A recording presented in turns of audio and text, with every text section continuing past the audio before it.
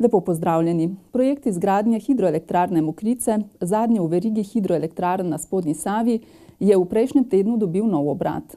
Agencija za okolje je namreč že lani izdano okoljevarstveno soglasje po pritožbi Društva za preučevanje rib Slovenije vrnila v vnovični postopek.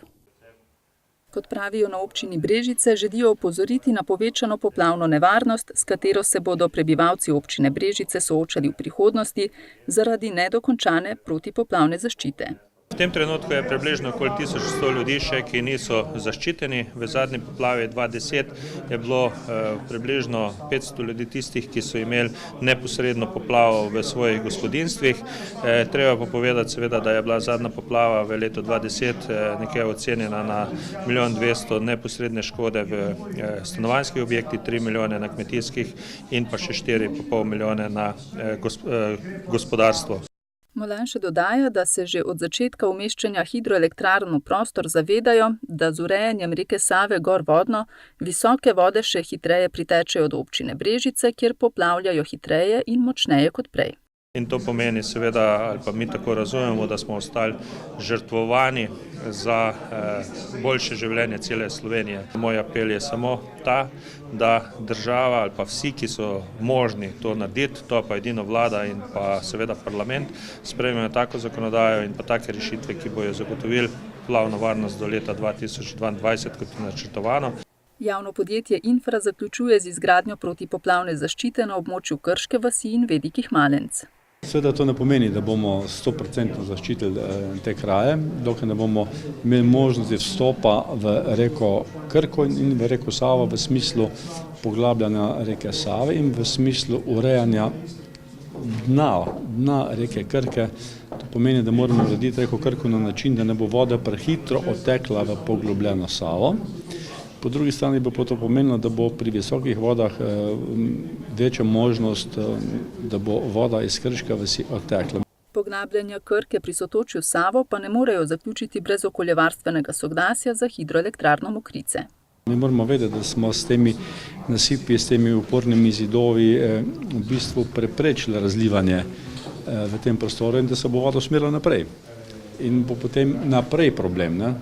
To pa govorimo že o območju državnega prostorskega načrta Mokrice, ker ti posegi segajo že v to vsebino tega dokumenta. To pomeni, da Mostec, Mihalovec, Loče bo zelo poplavno ogroženi. Če ne bomo dobili, bom rekel, zelene luči, če se tako izrazim, za poseg v Savo in da ta prostor niže od Brežic. Za družbo HES zamik izgradnje hidroelektrarne Mokrice pomeni nekoliko višjo ceno investicije, posledično bo višja tudi proizvodna cena. Naš poziv vladi Republike Slovenije je, da naj preseka gordijski vozel, ki se vleče že 12 let z umeščanjem hidroelektrarn v prostor. Menimo, da se to dalo narediti in to je lepa priložnost za novo vlado, da ta ukrep tudi izvede.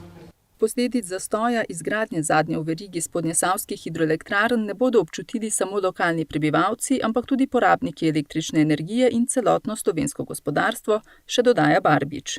Ta manjko lahko nadomešča uvoz ali pa večja proizvodnja iz termoobjektov.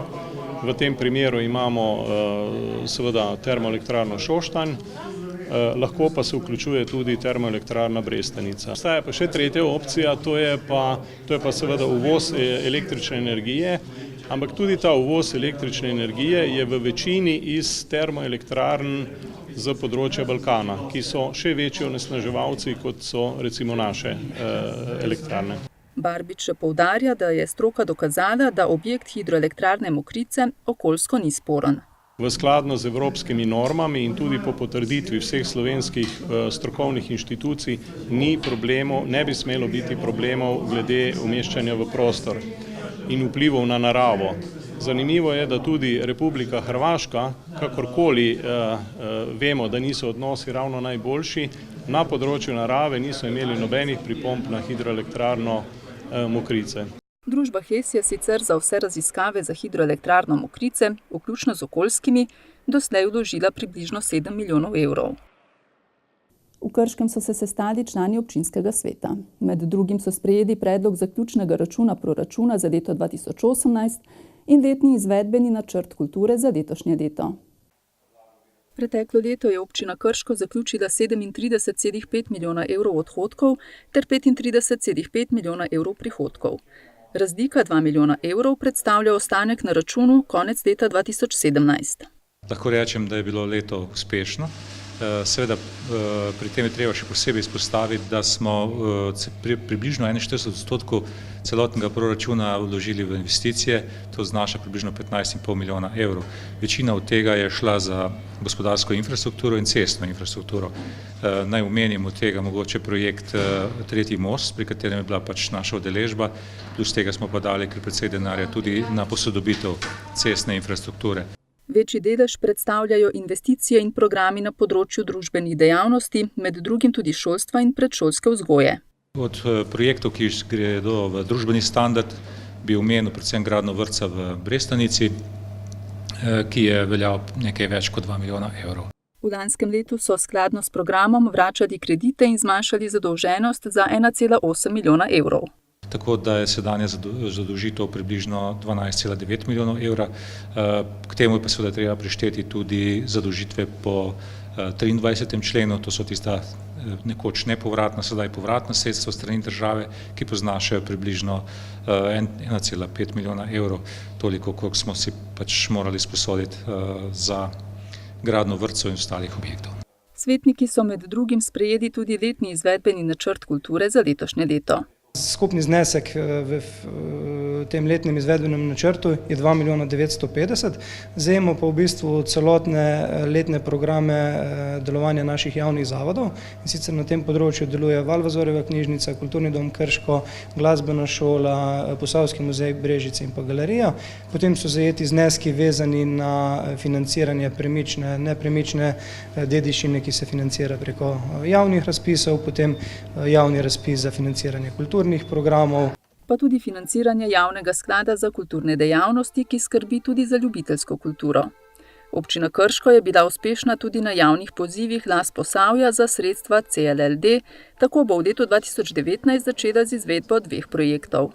Letni izvedbeni načrt se spreminja tudi zaradi investicij, ki so v posameznem letu vključene v ta letni izvedbeni načrt, in ena izmed investicij, ki se začenja, je gotovo gradnja Krške knjižnice, ki je bila tudi v proračunu predvidena. So pa tudi projekti vezani na Urbano, Obrt in pa Krškopolca, ki so v letošnjem letu se pač začeli in se bodo začeli izvajati. Krški svetniki so sprejeli tudi predlog programa varstva pred naravnimi in drugimi nesrečami v občini Krško za obdobje med letoma 2019 in 2024. V začetku januarja se je začela celovita obnova glavne jedilnice Tončkovega doma na Lisci, ki je bila v teh dneh zaključena in tudi predana namenu. V sklopu postopne obnove Tončkovega doma po rekonstrukciji spodnjih prostorov z ureditvijo učilnice in sanitarij v lanskem letu so januarja pričeli s celovito prenovo glavne jedilnice. Ta je obsegala rekonstrukcijo tal, sten in stropa, nove so elektro- in strojne instalacije, največja osvežitev prostora pa je nova oprema z mizami, stoli in stenskimi oblogami. Nov prostor je neka osvežitev, ki bo pač dodala našo redno ponudbo, še malo bolj svežo, tako da mislim, da bo pripomoglo k temu tudi, da bo več obiska, ker je pač res prostor prijeten in lepo dovršen. Sama prenova izredno veliko pomeni predvsem za ta kraj, za dostopnost nekako planincem tega gostinskega lokala, ki ga uporabljajo ob pohodih, ob prihodih na Lisco, kar je bistveno, kajti Lisca je vendarle visoka gora, ki ima drugačno klimo, drugačno vreme, kot je v Sevnici, višinska razlika je precejšna. Za gostinsko ponudbo je bilo poskrbljeno tudi v času prenove z uporabo drugih obstoječih kapacitet. Vreme nam je šlo dokaj na roko, tako da smo kar lepo speljali, kljub temu, da je to v zimskem času bilo, so ljudje lahko še zunaj sedeli in malo smo s spodnjimi prostorimi rezervnimi kombinirali, tako da sami ljudje v času obnove niso pač bili kaj prikrajšani. Obnova jedilnice je del projekta Lisca za zdravo Posavje.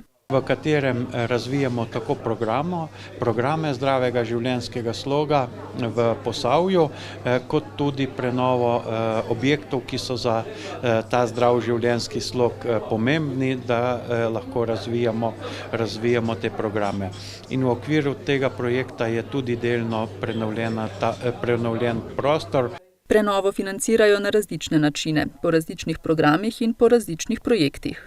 Del sredstev za prenovo je iz projektov, del sredstev pa je neposredno iz občinskega proračuna, kajti razvoj Listce nekako poskušamo temeljiti na številnih projektih, ki vsebujejo tudi prenovo in hkrati razvoj programov. Sama prenova je stala dobrih 50 tisoč evrov teh objektov, sam projekt Listca za zdravo Posavje pa je težak skoraj 200 tisoč evrov.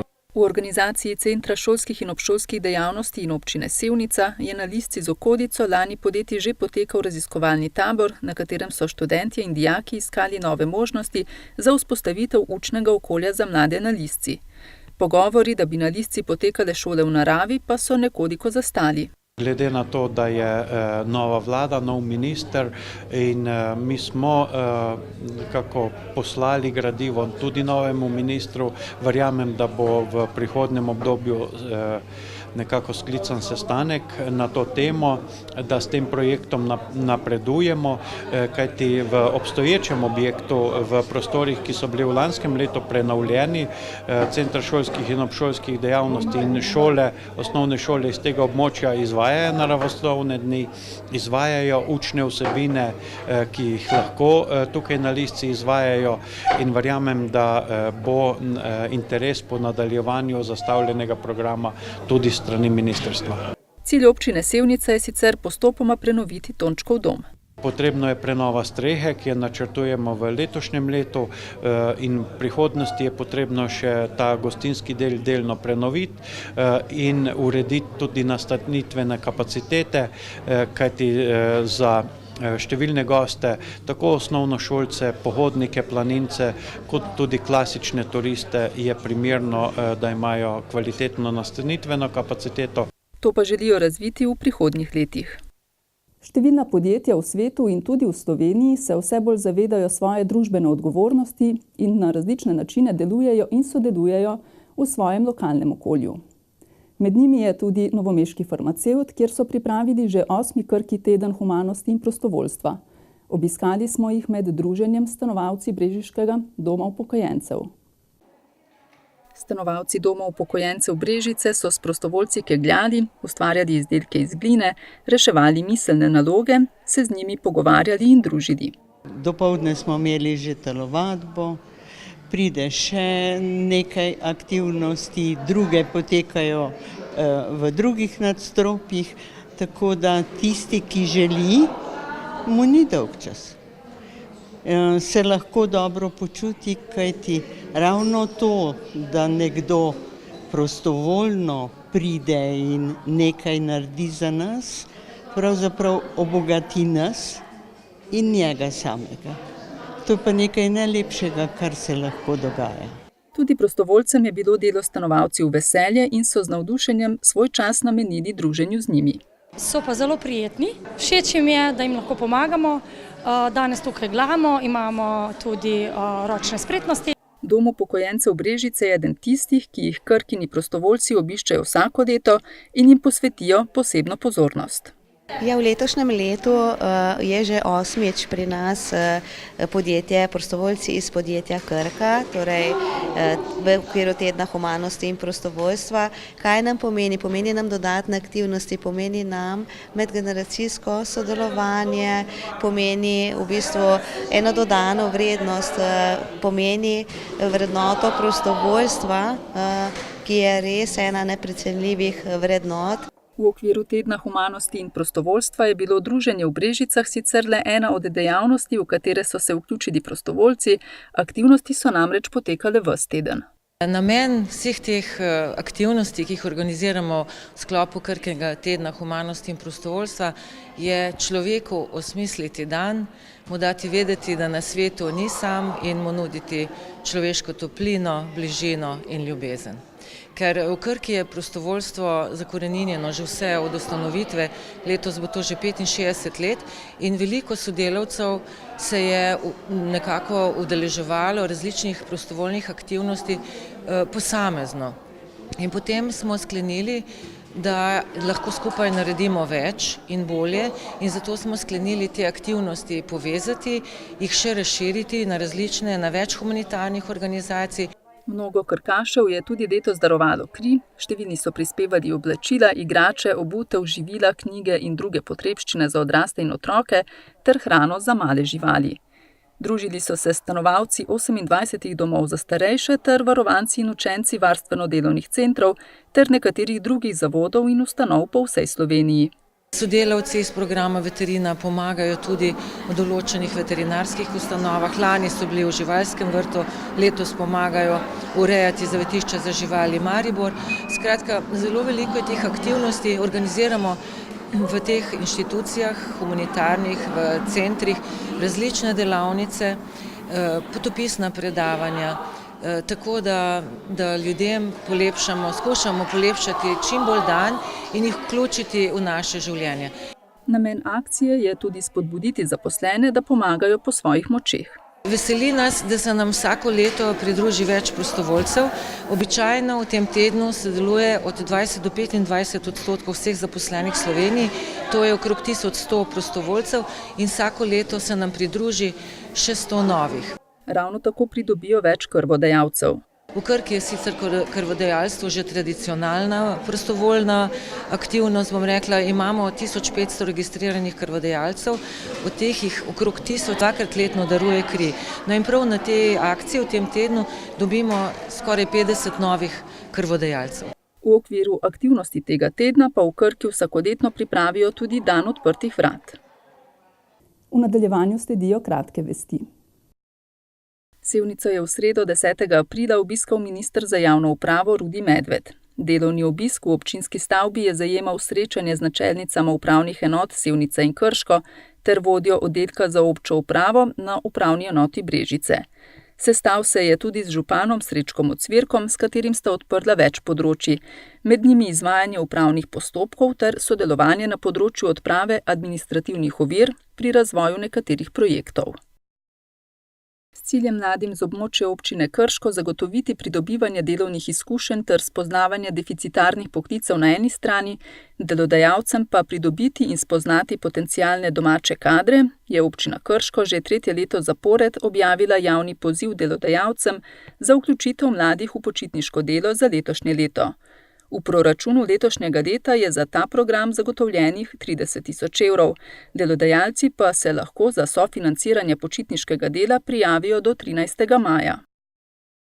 Ekonomska in trgovska šola Brežice je kot lanskoletna zmagovalna šola letos organizirala 43. državno tekmovanje v tehniki prodaje za srednješolce programa Trgovec. Sodelovalo je 17 šol s 96 tekmovalci, ki so se pomerili v spretnosti prodajanja in trženja. Tekmovanje je podprl tudi predsednik države Borut Pahor.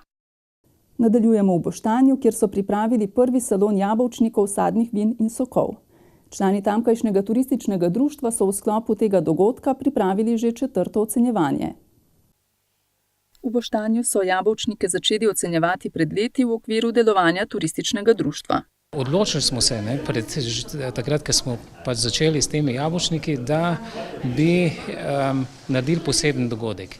In tudi naši predelovalci jabolčnika so nas nekako spodbujali v to smer, da prestavimo dogodek, ki je bil prej v januarju mesecu, iz januarja nekam bolj v posmoladanski čas, češ da se jabolčniki in ta sadna vina lepše očistijo, da bojo boljša, prijetnejša za pitje. In tako smo se odločili, da naredimo ta prvi salon v mesecu aprilu. Letos je na ocenjevanje prispelo 66 vzorcev, od tega 58 vzorcev jabolčnikov in 8 vzorcev sokov.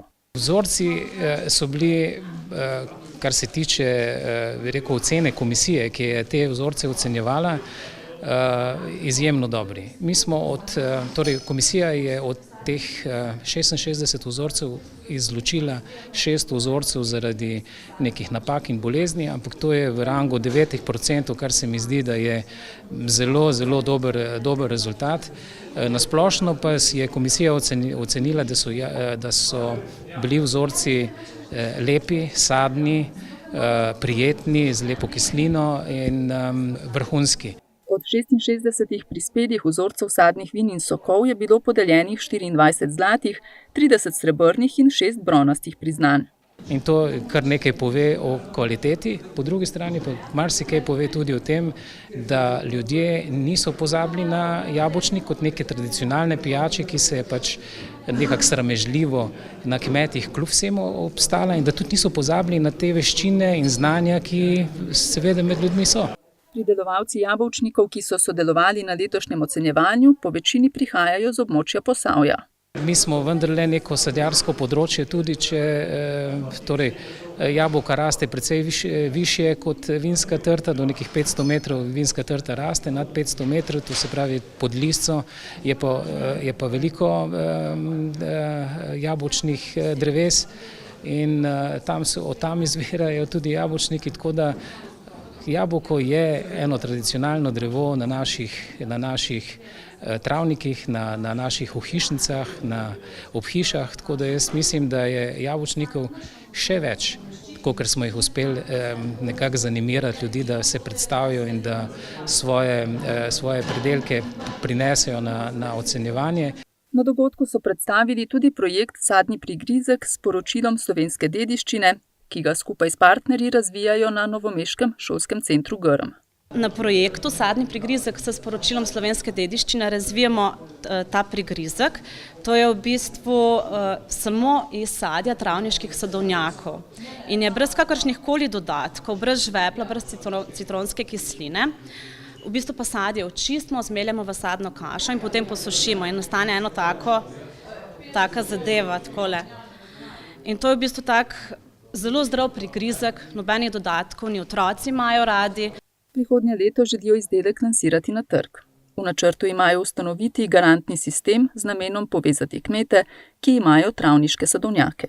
Potem bi recimo to sadje odkupovali in pridelovali ta prigrizek, tako da se ne bi pozabljali, da bi se travniški sadovnjaki obnavljali.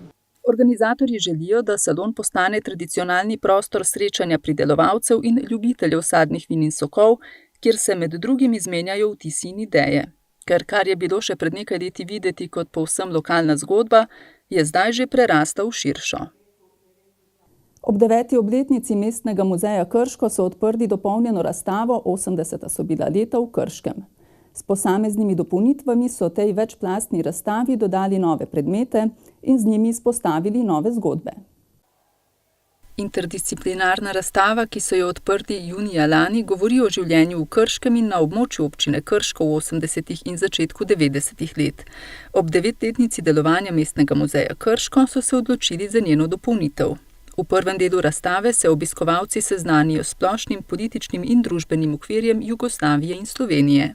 Zelo smo veseli v Mestnem muzeju oziroma v Kulturnem domu Krško, da se je pa na ta naš poziv odzval gospod Slavko Šribar, ki je zbiralec značk, tudi drugih predmetov in nam je podaril 220 značk, s katerimi smo pa res kar konkretno dopolnili ta segment razstave, se pravi 2 panoja z značkami, s katerimi pripovedujemo o družbeno-političnih organizacijah, o gospodarskih ustanovah, o kulturnih ustanovah v Krškem in v občini Krško. S to donacijo so bistveno dopolnili ta segment razstave, poudarja Rožmanova. In zdaj so te značke v eni taki širini predstavljene, tako da se omogoča, da smo lahko neke nize z značkami vzpostavili, to, kar si pravzaprav zelo želimo, da imamo recimo pri kakih značkah vse 3 barve, recimo zlato, srebrno, bronasto, ali pa pri Imperialu Krško se nam vzpostavi cel barvni niz z značkami, tako da se res pokaže prvič, kako zelo popularne so bile še značke v tem času in skozi te značke se nam potem tudi seveda obujajo dragoceni spomini. V tem prvem prostoru so morali preoblikovati posamezne dele zaradi prestavitev panojev. Tako da smo potem tule v začetku dodali še en ovijalni papir pri Imperialu Krško in nas veseli, da se recimo na določenih segmentih tako lepo začenjajo dopolnjevati predmeti, ki so bili že ob otvoritvi razstave postavljeni vanje. V drugem prostoru predstavljajo življenje mladih v 80 letih.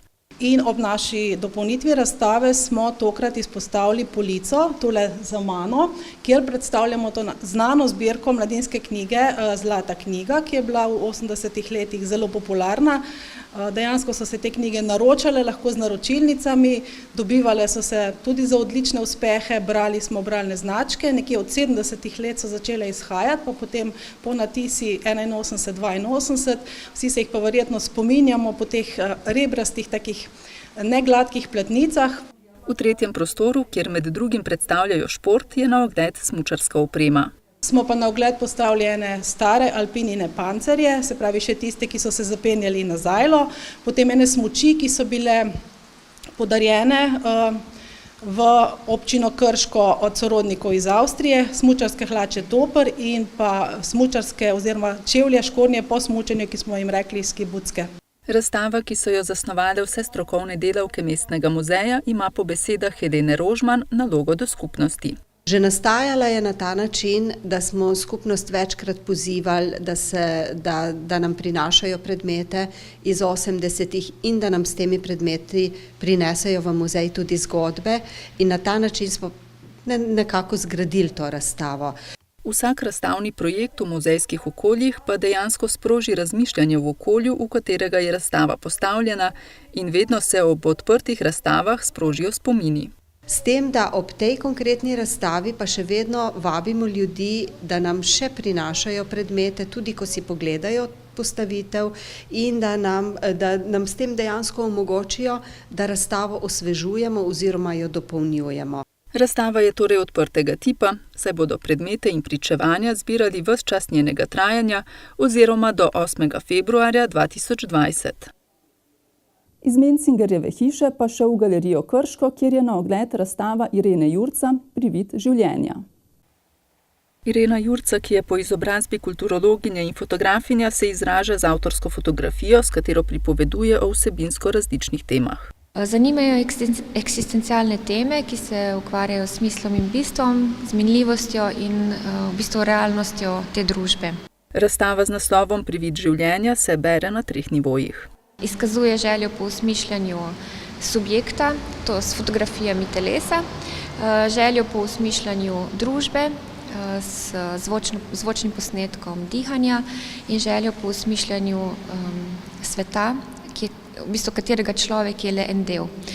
To pa predstavljajo fotografije meduz. Torej predstavlja človeško telesnost, ki je sestavljena iz skeletne strukture, nasproti majhnim krhkim želatinastim bitjem, meduzam, in jo v bistvu postavlja v kontrast.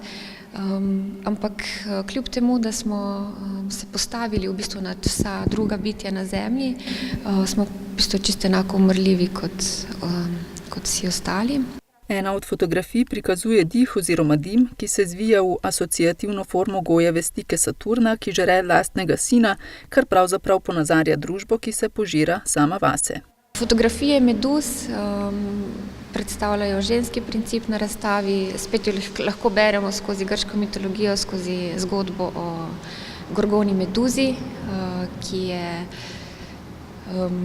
je bila kaznovana zato, ker je bila lepa, tako da so iz njenih glave začele kače rasti.